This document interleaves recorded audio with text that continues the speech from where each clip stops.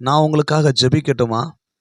பலவிதமான போராட்டத்தோட, மனிதனால் புறக்கணிக்கப்பட்டு, கடன் பாரத்தினால அமிழ்த்தப்பட்டு, வாழுவதற்கு வழியே இல்லை, இனி நான் எதற்கு வாழ வேண்டும் என்று சொல்லி போராட்டத்தோட இந்த சத்தத்தை கேட்டுக்கிட்டு இருக்கிறீங்களா? கவலைப்படாதீங்க. இயேசு உங்க போராட்டத்துக்கு ஒரு விடுதலையை தரப்போகிறார். நிச்சயம் நீங்கள் மறுபடியும் மேலே உயர்ந்து வருவீங்க, எழும்பி வருவீங்க. கவலையே படாதீங்க. கர்த்தர் உங்க வாழ்க்கையில ஒரு பெரிய அற்புதத்தை செய்ய போகிறார். ஜெபிக்கலாமா? அன்பின் பரலோக பிதாவே, இந்த நல்ல ஜெப நேரத்திற்காக ஸ்தோத்திரம்.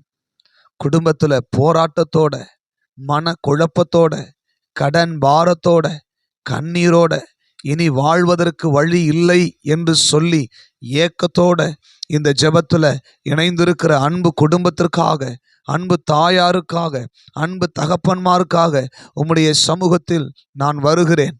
இயேசு கிறிஸ்துவின் நாமத்தில் இன்றைக்கு ஒரு விடுதலை உண்டாகட்டும். இன்றைக்கு ஒரு அற்புதம் நடக்கட்டும். பரிசுத்த ஆவியின் வல்லமை ஒவ்வொருவருடைய சரீரத்திலும் குடும்பத்திலும் இப்பொழுது இறங்குவதாக.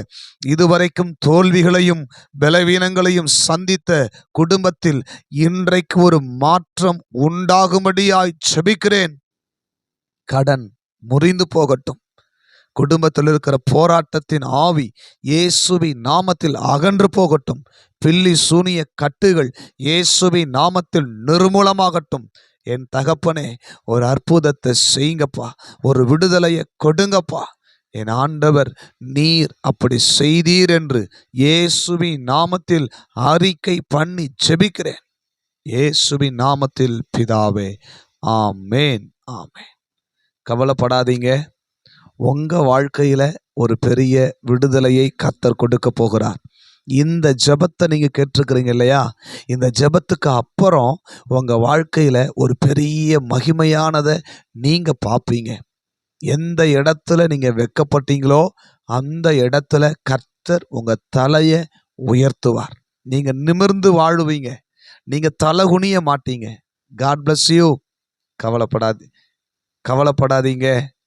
நிச்சயமாய் ஒரு மாற்றம் நடக்கும். உங்க தனிப்பட்ட ஜெப குறிப்புக்கு கீழே தெரிகிற நம்பருக்கு ஃபோன் பண்ணி நீங்க ஜெபம் பண்ணிக்கலாம்.